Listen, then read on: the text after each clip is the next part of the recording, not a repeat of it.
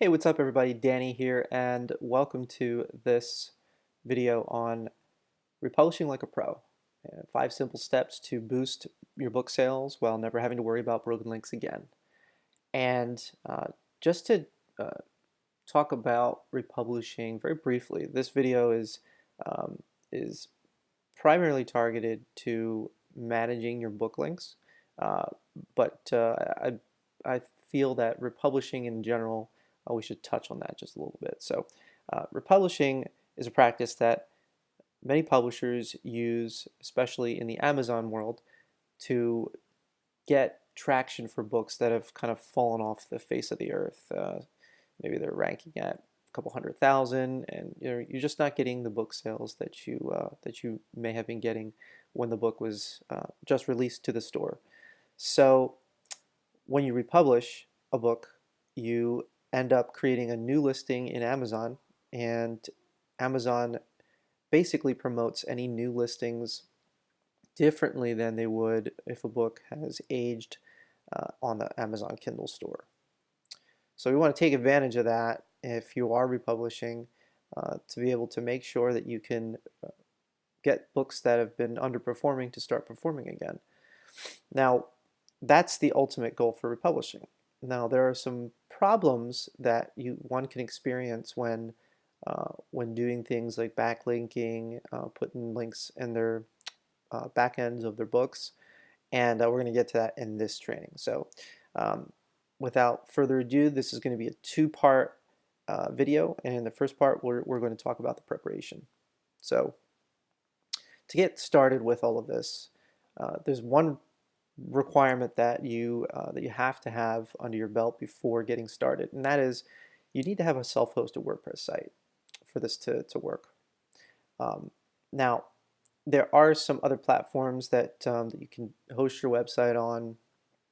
I personally am exclusively a WordPress user, so uh, I have a WordPress account set up for my publishing company using Bluehost, and we'll talk about that in the next slide as far as hosting providers are concerned. But I utilize them to host my site, and there's just too many benefits really to list in this tutorial, but I wanted to mention a couple of those. And why would you want to have a website? Why would you want to have your own website?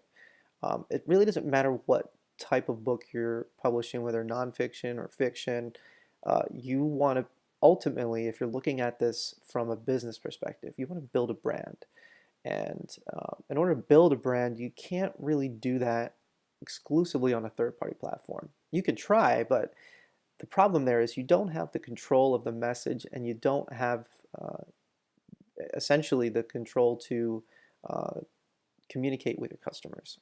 And so brand building and creating a brand for yourself is a benefit that you can certainly leverage when you have a self-hosted site that you have much more control over.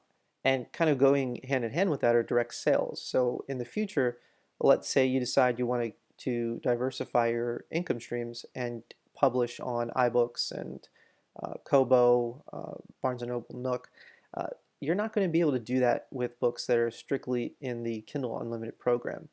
Um, that may be a long-term strategy, and if you are building a publishing business, it should be part of that long-term roadmap for you to be able to sell directly to your customers.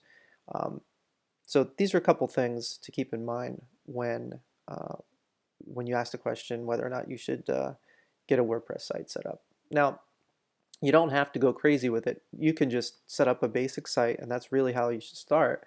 Um, to at least take advantage of what I'm about to show you, because what I'm about to show you will save you a ton of time in book maintenance costs that either you'd be doing and spending time on, or you'd be paying for an outsourcer just to maintain these links. So the going on the additional requirements here. So if you don't have a self-hosted WordPress site, it's really easy. You can get one for under $5 a month. I think right now, at the time of this video, Bluehost is about $3.95 a month, and HostGator is just a few cents shy of $5 a month. I've used both in the past. I currently use Bluehost, and I love their interface. They essentially use the same sort of technology to uh, manage your website hosting, um, but they're just kind of a different experience. So I found them both to be very reliable. So it really is up to you on what you want to choose. Um, so let's get to the problem. The problem is a common best practice for people who republish is to place links in the back of their books, maybe the front of their books, to cross promote other books within their KDP accounts that they're trying to funnel readers to and get to click so that they can either purchase them uh, or borrow them. And this link is usually just a direct link to a landing page on the book page for Amazon, wherever that book page is on the Kindle store. So when you do this republishing, the link won't work.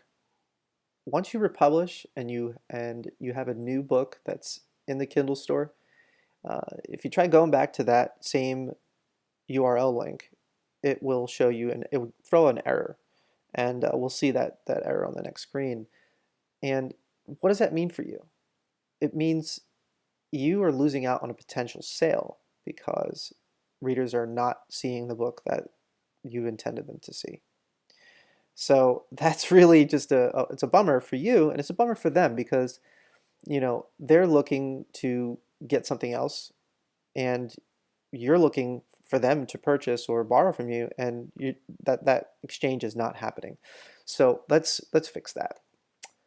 This is what the reader will end up seeing, and you've probably seen this page a million times if you republish, because when you go back and change links, uh, you need to change them so that when they click on them, they don't see this.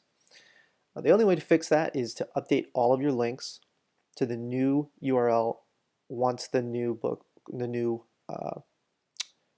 has been republished and the other one taken down. And you'll want to put that link anywhere in the books that they're referenced.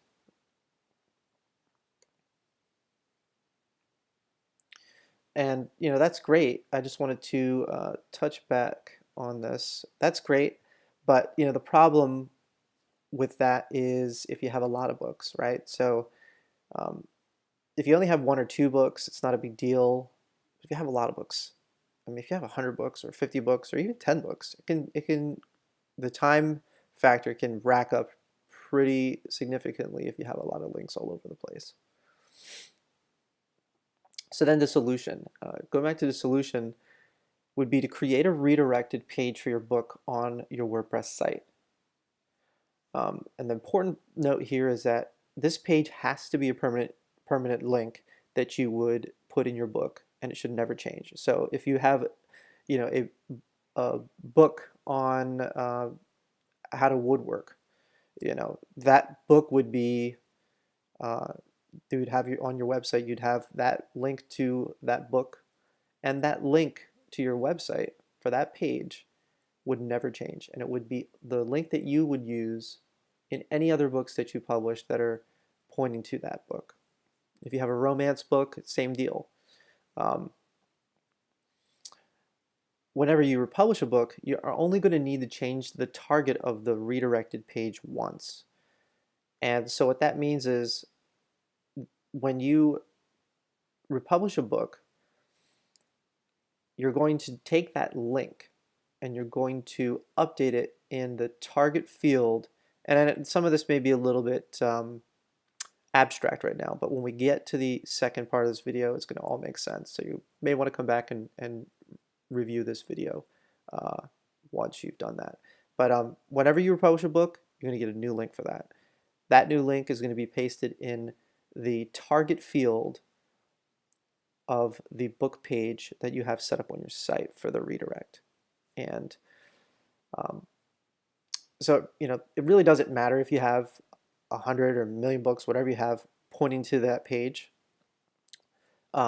Wherever you have links on your Amazon books in the back end or front end, they're all going to be redirected to wherever you want users to be pointed to, whether it's on Amazon or off of Amazon. So that's it for Republishing Like a Pro Part 1. You may have lots of questions right now as far as what are next steps, and the next steps will be in the implementation video of how we're going to go about setting this up in our WordPress dashboard.